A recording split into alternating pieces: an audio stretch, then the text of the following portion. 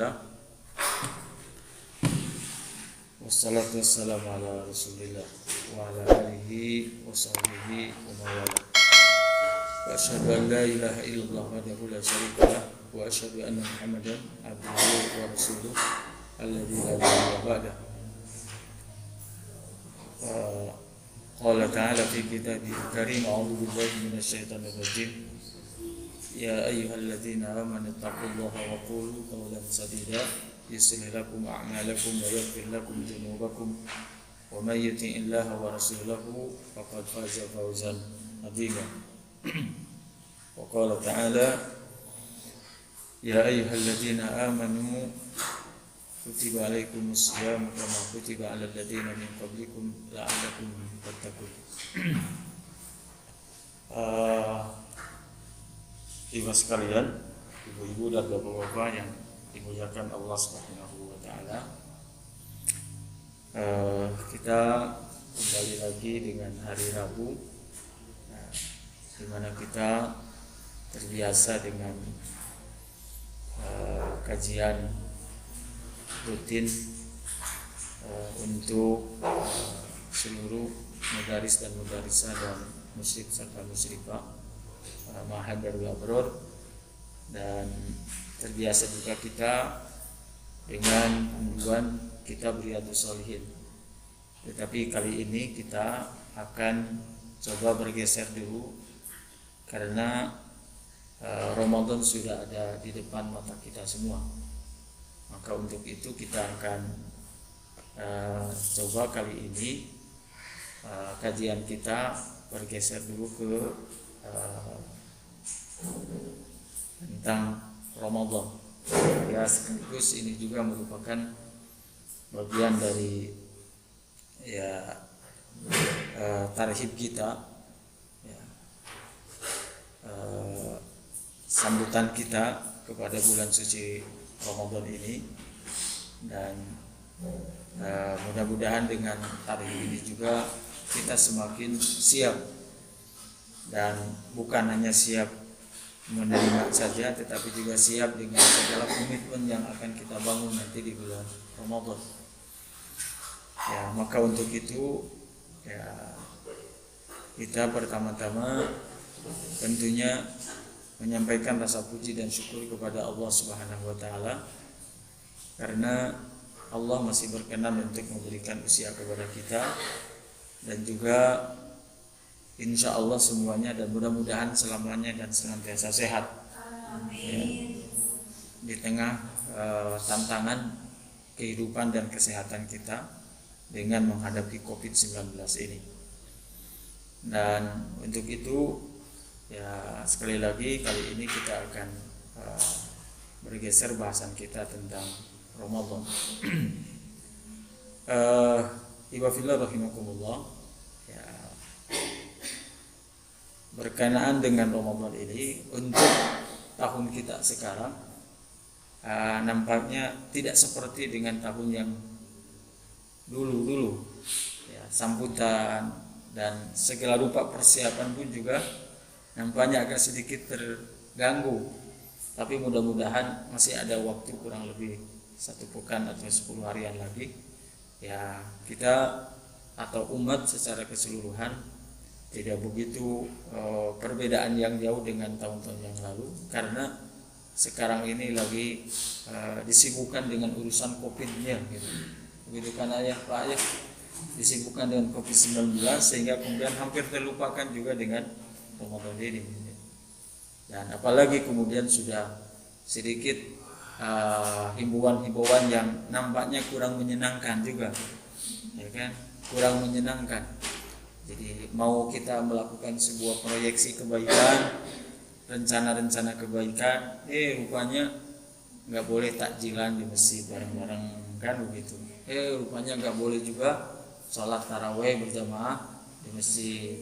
Bahkan mau rencana besar-besaran pun juga untuk melakukan sholat Idul Fitri dengan segala rupa gebiarnya, nggak boleh juga, gitu kan? Jadi diusahakan tidak dulu. Ya. Jadi apalagi dengan himbauan-himbauan yang masih tanda kutip ini, ya ini kita nampaknya merasa khawatir bahwa Ramadan yang sejatinya itu lebih hidup, lebih geliat dengan segala sunnah-sunnahnya, sekarang ini agak sedikit terganggu. Nah, maka untuk itulah, kendati pun kita sedang menghadapi COVID-19, tetapi semangat untuk menyambut Ramadan, semangat untuk mengisi bulan Ramadan, semangat untuk memproyeksikan diri kita dan meningkatkan ketakwaan kita di bulan Ramadan, jangan sedikit pun juga berkurang. Jangan sedikit pun juga berkurang. Tinggal persoalannya masalah teknis saja. Gimana teknisnya agar kemudian Ramadan kita ini Ramadan yang terhebat kali ini. Bagaimana agar ibadah kita di bulan Ramadan ini terhebat kali ini. Ini yang harus kita komitmenkan dalam diri kita. Ibu fillah rahimakumullah. Ya, berkaitan dengan Ramadan ini banyak yang akan kita dan harus kita pahami, ya.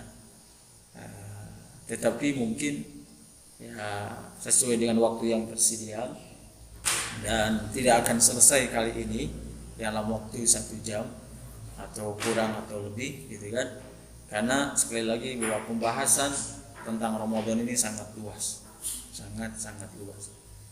Ya, kalau kita lihat di sering istilah-istilah yang muncul di tengah masyarakat dari dulu sampai hari ini dan sampai hari kiamat, bahkan ini sebuah istilah-istilah yang lumrah, ya, seperti yang terpampang di depan ini dengan bahasa Ramadan Karim, gitu ya. Ramadan Karim atau Ramadan Syahrul Khairi wal Barakat, atau bahasa kitanya bulan yang penuh berkah, bulan yang penuh makna, bulan kemenangan, bulan apa lagi? Bulan ampunan, ya kan? Nah, banyak lagi istilah-istilah yang dipubliskan dan menjadi mustalahat di tengah-tengah masyarakat. Dan memang itu seperti itulah adanya bulan Ramadan. Ya, sebenarnya itu adanya bulan Ramadan. Tetapi kita melihat lebih luas lagi terkait dengan Ramadan ini. Ya, dengan Ramadan ini. Namun ya sekali lagi mudah-mudahan Ramadan yang tinggal beberapa hari lagi ini, ya sebagaimana yang terbiasa para salafus soleh menyambutnya dengan Allahumma barik lana fi Rajab wa Sya'ban wa ballighna Ramadan. Ya, sungguh bahagia dan menyebabkan keuntungan tersendiri bagi seseorang yang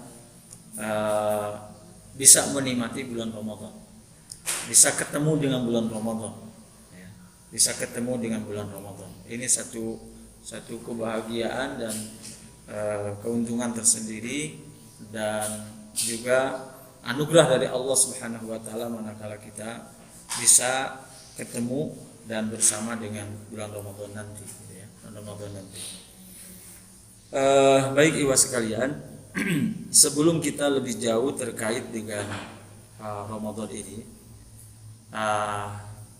sekalipun ini sudah menjadi dan sering kita dengar sebelumnya, ya, tetapi ketika kita mengulang lagi nampaknya hal yang baru.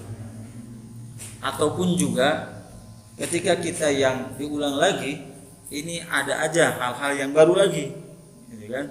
Ini salah satu kelebihan bulan Ramadan. Nah, maka untuk itu bisa jadi apa yang saya sampaikan ini sebagai bentuk pengulangan. Bentuk pengulangan, ya, ibu-ibu dan bapak-bapak yang pernah dengar sebelumnya terkait dengan Ramadan ini. Ya, dan Ramadan ini. Nah, di dalam bulan Ramadan ini bagaimana agar kemudian kita lebih hebat, lebih baik, gitu kan? Maka ini ada beberapa pendekatan yang harus kita lakukan. Ya, ada beberapa pendekatan yang harus kita lakukan. Nah, pendekatan yang pertama yang harus kita lakukan adalah bagaimana kita memahami secara utuh tentang bulan Ramadan itu sendiri. Ya, keutuhan Ramadan seperti kita melihat rumah sebelum kita masuk ke dalam rumah. Jadi muasofat, ya kan, batasan, karakteristik, kemudian kelebihan, kemudian pun juga apa yang ada di dalam bulan Ramadan, ya, ini kita harus tahu dulu secara utuh, ya, sebagaimana kita mengetahui rumah yang akan kita singgah. Seperti apakah rumah yang akan kita singgahi nanti? Di mana posisinya? Berapa buah kamarnya? Adakah kemudian setiap kamar itu ada hammamnya atau tidak? Di mana posisi kemudian dapur? Seperti apa posisi dapurnya? Ya, kita harus melihat dulu. Bahkan kemudian latar belakang dan halaman pun juga harus kita mengetahuinya. Maka ketika kemudian itu kita ketahui dengan utuh, maka semangat untuk masuk ke rumah, semangat untuk bersinggah di rumah itu terus ada dalam jiwa dan hati untuk merindukannya, ya kan begitu. Tapi kalau seandainya kita nanti singgahnya di rumah ini tanpa kemudian kita tahu di rumah itu ada apa, makanannya sudah tersedia, hammamnya ada, rupanya dengar-dengar bahwa hammamnya itu di luar, kita semangat nggak kira-kira? Nggak semangat kan gitu. Nah, begitu juga bulan Ramadan, kan? Nah, jadi bulan Ramadan ini, ikhwah sekalian, Allah Subhanahu wa taala telah menyebutkan dan Rasulullah SAW sebutkan ini bulan paling mulia gitu. Bulan yang paling mulia. Kan gitu. Bulan yang penuh kemuliaan, bulan yang penuh keberkahan gitu kan. Bulan yang penuh keberkahan gitu.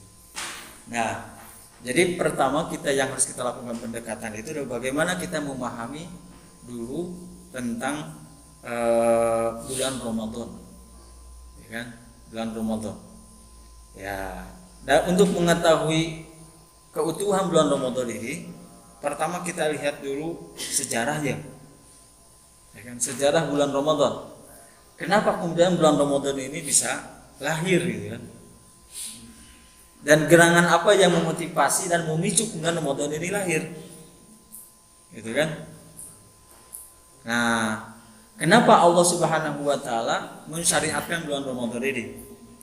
Dan juga kemudian syariat bulan Ramadan ini pun juga disyariatkan oleh Allah kepada nabinya sallallahu alaihi wasallam ini bukan syariat yang begitu saja datang, begitu saja datang syariat tanpa ada perhitungan dan pertimbangan-pertimbangan lainnya.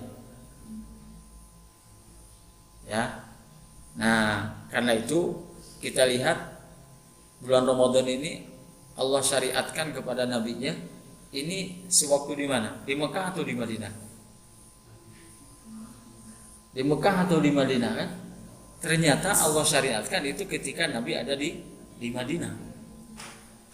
Puasa bulan Ramadan itu ketika Nabi ada di Madinah.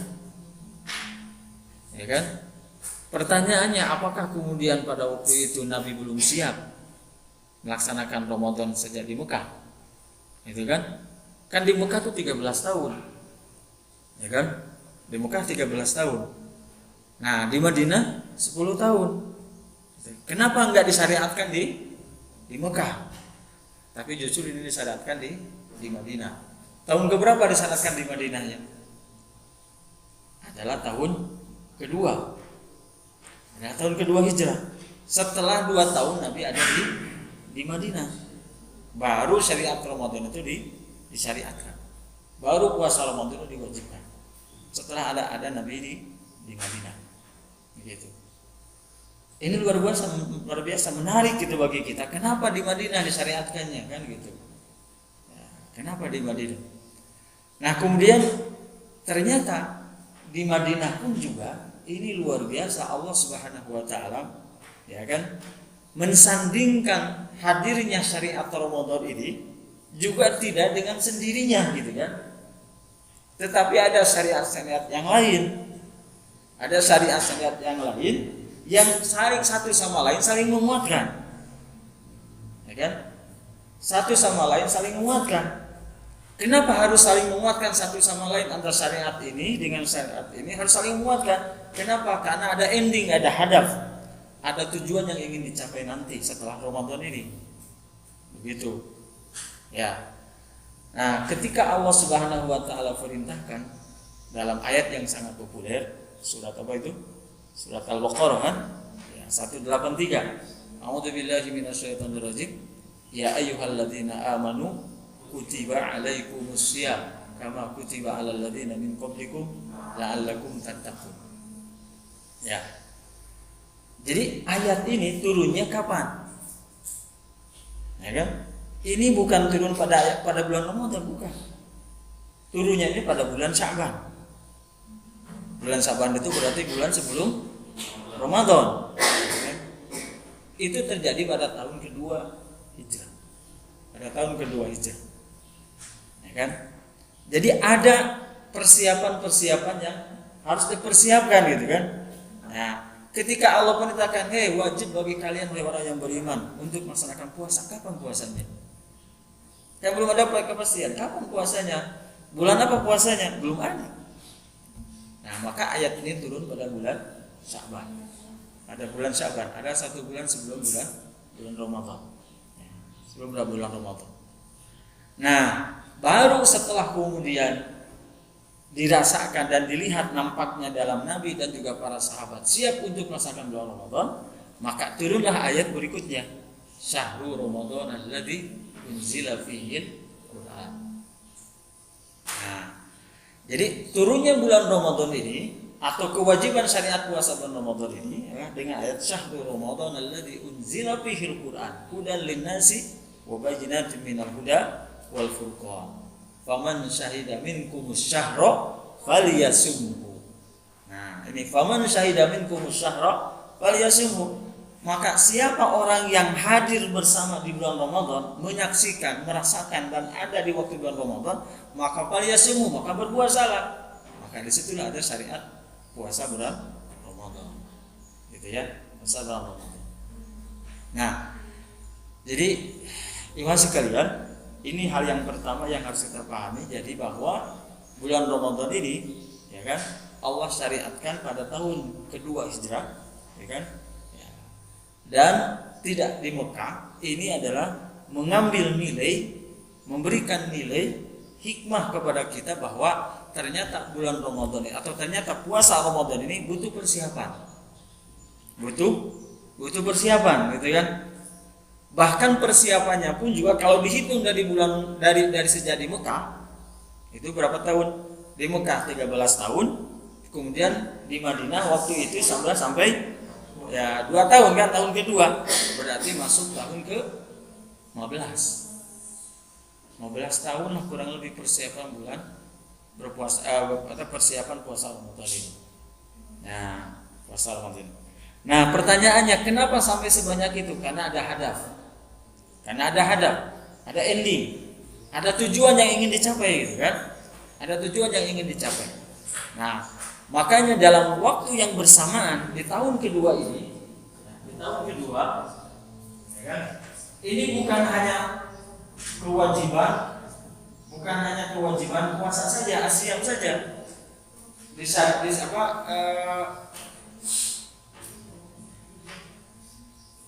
Pada tahun kedua ini bukan hanya puasa saja yang diwajibkan, disyariatkan, tetapi ada juga syariat yang lain yang diwajibkan pada waktu itu.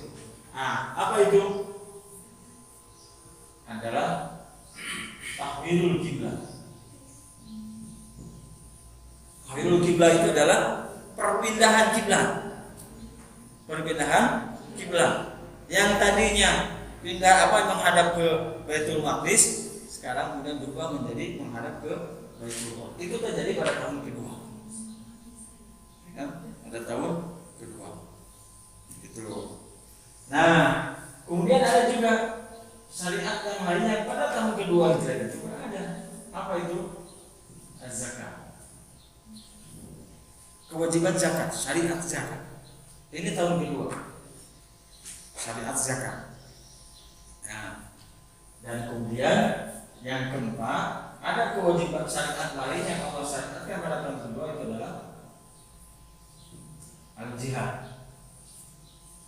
Ini jihad, syariat menghadapi kaum kafir dan kaum musyrikin, melakukan perlawanan, baik secara fisik ataupun secara pikiran dan lain sebagainya. Itu disebut dengan jihad. Jadi ini puasa ini, syariat saum ini disandingkan dalam waktu yang bersama dengan 3 hal ini: menghadap kiblat, perbedaan kiblat, kewajiban zakat, dan kewajiban jihad. Nah, ini luar biasa disandingkan syariat-syariat ini, ya kan? Syariat ini. Dan ternyata juga sekalian, ini dari hal ini semuanya, di sini Allah sudah memberikan kepada Nabi dan kepada para sahabat pada waktu itu dengan irodahnya Allah Subhanahu wa taala, seolah-olah gitu kan, ini sedang mempersiapkan, seolah sedang mempersiapkan berbagai hal untuk menuju kepada syariat-syariat yang lebih besar ke depan, gitu kan? Apa syariatnya ke depan yang lebih besar itu adalah ini kemenangan hakiki yang lebih luas lagi, kemenangan hakiki untuk Islam, ya kan? Untuk Islam, sehingga kemudian syariat Islam itu kamil, sempurna semuanya, nggak ada yang kemudian tertinggal, gitu kan? Yang kemudian diindikatori oleh apa? Oleh sebuah penerimaan dari seluruh masyarakat, dari seluruh dunia, dari seluruh belahan dunia terhadap syariat Islam. Begitu, ya, syariat Islam. Nah makanya nanti ujungnya di sini kita akan dapatkan berbagai futuhat, berbagai kemenangan. Apa salah satu kemenangan yang paling besar dalam sejarah? Itu ada yang disebut dengan Fathu Mekah. Fathu Mekah itu adalah ya futuhnya, merdekanya kota Mekah. Dia ambilnya Mekah dari tangan-tangan orang musyrikin. Yang pada waktu itu Mekah, Baitullah itu semuanya dikuasai oleh orang-orang musyrik, ya kan, orang-orang musyrik. Maka inilah kemenangan yang paling besar dalam sejarah. Ya, dalam sejarah adalah Fathu Mekah. Maka dari Fathu Mekah ini, maka akhirnya di sini berbagai syariat Allah berikan kemudahan untuk dilakukan. Kenapa? Karena antara kekuatan pribadi, kekuatan SDM pada waktu itu, dan kekuatan eksternal lingkungan yang ada pada waktu itu semuanya ikut mendukung. Maka ketika kemudian Fathu Mekah ini Allah berikan sudah apa? An-Nasr. Idza jaa nasrullahi wal fath. Nah, ketika Fathu Mekah ini, apa kata Allah? Wa ra'aitan nasa yadkhuluna fi dinillahi afwaja. Berbondong-bondong orang untuk masuk Islam. Ini kemenangan. Ya kan? Kemenangan. Nah, jadi selain dari apa yang Allah siapkan kepada Nabi dan Rasulnya serta sahabat selama waktu di Mekah, di sini, waktu sebelumnya di Mekah, ini selama 13 tahun penguatan SDM, ya kan? Penguatan SDM Allah pun juga syariatkan hal-hal yang ini untuk memudahkan Fathu Mekah. Nah, jadi karena itulah hadirnya syariat puasa ini bukan tanpa ada maksud dan tujuan, ya kan? Dan hadirnya syariat puasa sampai hari kiamat nanti, termasuk yang akan kita lakukan dan orang-orang yang akan lakukan nanti itu, ini harus kemudian melahirkan kemenangan-kemenangan berikutnya. Nah makanya kan itu, luas sekalian, jangan khawatir dengan tengah kita dihadapkan kepada berbagai bencana dan cobaan yang begitu melanda dunia sekarang ini, COVID-19, itu kemudian susah dihilangkan. Kalau seandainya puasa ini benar-benar dimanfaatkan dan dengan pemahaman dan keyakinan kita yang sangat luar biasa, COVID-19 selesai itu Ramadan itu. Ya, bakal selesai. Apalagi nanti kalau kita lihat keistimewaan di Ramadan itu. Luar biasa. Ya kan? Bahkan kalau kita lihat pun juga kemenangan-kemenangan sewaktu bulan Ramadan itu Nabi SAW luar biasa kemenangan dalam sejarah. Kita lihat aja dalam sejarah apa yang ada dalam sejarah yang didapatkan oleh Nabi dan umat-umat berikutnya sewaktu di bulan Ramadan. ya kan? Nah, kita lihat di bulan Ramadan, ya kan? Di bulan Ramadan itu ada kemenangan yang luar biasa. Salah satunya apa? Perang Badar. Perang Badar itu menang di bulan Ramadan.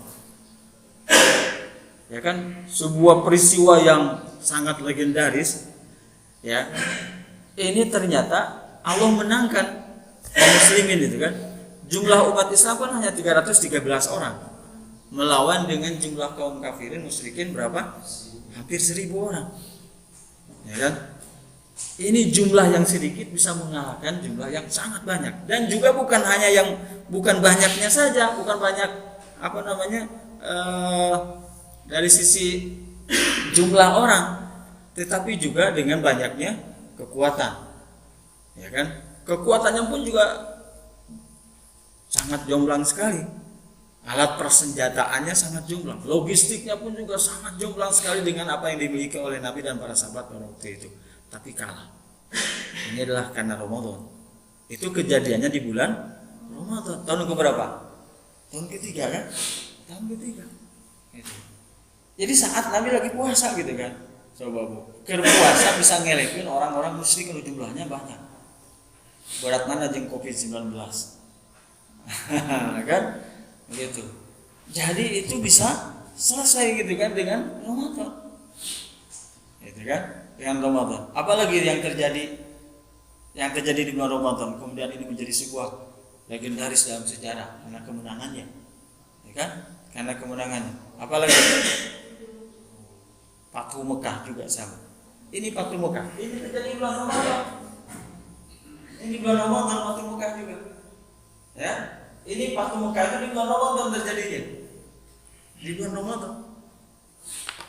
Ya, di bulan Ramadan. Sampai pada waktu itu yang kemudian orang-orang masuk Islam saking banyaknya, ya kan? Ya kan? Wa ra'aitan nasa yadkhuluna fi dinillahi afwaja, berbondong-bondongnya itu luar biasa berbondong. Dari sisi kuantitas, ya kan? Ini bukan bicara ribuan, tapi puluhan ribu yang kemudian masuk Islam. Ya kan? Yang ada di kota Mekah, yang ada di sekitar kota Mekah, di luar kota Mekah itu berbondong-bondong masuk Islam. Ya kan? Berbondong-bondong masuk Islam. Dan kekuasaan yang tadinya dimiliki oleh Abu Jahal, ya kan? Oleh Abu Sufyan, oleh orang-orang musyrikin, tidak boleh orang-orang Islam masuk kota Mekah, sekarang itu terbalik. Itu Fathu Mekah. Kapan itu terjadinya? Sekali lagi di bulan Ramadan. Di bulan Ramadan. Nah, ini lagi juga. Coba berat mana kita menghadapi dengan COVID-19? Ya kan?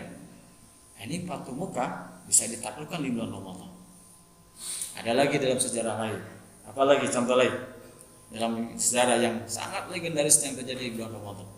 Ada yang disebut dengan perang Hittin. Perang Hittin, ya kan? Itu perang salib kalau dalam sejarah. Itu ada perang salib, ya kan? Perang salib. Ya. Ini perang salib yang terjadi di Palestina, sekitar Palestina, itu terjadi di bulan Ramadan. Ya kan? Kemenangan ini diraih oleh umat Islam dengan kepemimpinan Salahuddin Al-Ayyubi. Salahuddin Al-Ayyubi. Ya kan? Itu terjadi di bulan Ramadan. Ya kan? Dan yang dihadapi semua ini lawan-lawannya itu enggak ada lawan-lawan yang kecil, yang enteng-enteng, enggak. Semuanya berat-berat melawan aja. Dan yang dimiliki oleh umat Islam, ya kan? Itu enggak berbanding dengan kekuatan yang dimiliki oleh orang-orang kafir pada waktu itu. Tapi sekali lagi bisa dikalahkan. Sejarah legendaris yang nasional, yang menusantara. Kapan itu proklamasi? Ya kan? Di bulan Ramadan.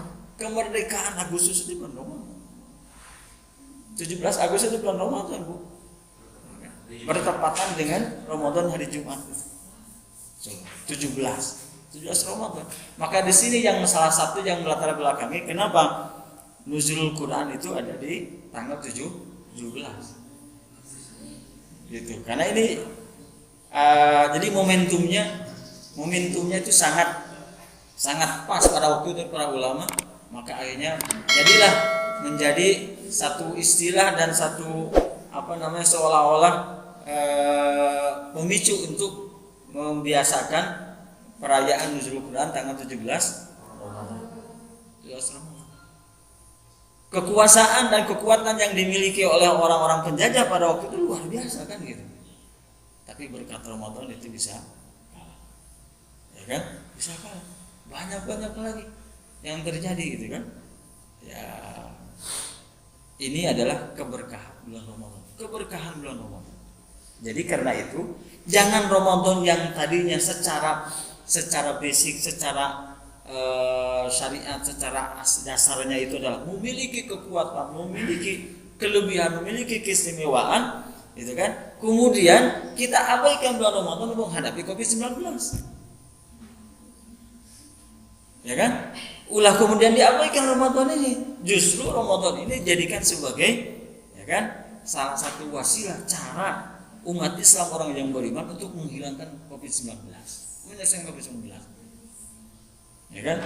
Maka semangat bulan Ramadan ini di sekarang ini, tahun sekarang ini harus lebih daripada semangat yang sebelum-sebelumnya.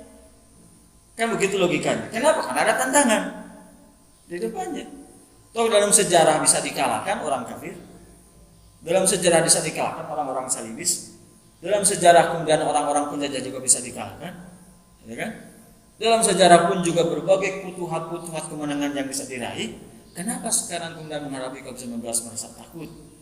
Dan kemudian Ramadan seolah-olah disempitkan, ya kan? Disempitkan. Jangan sampai ada perasaan nanti mau bisa taraweh, mau bisa taraweh berjamaah, mau bisa bagi-bagi takjilan, mau bisa tadarusan bareng-bareng di masjid, mau bisa itu.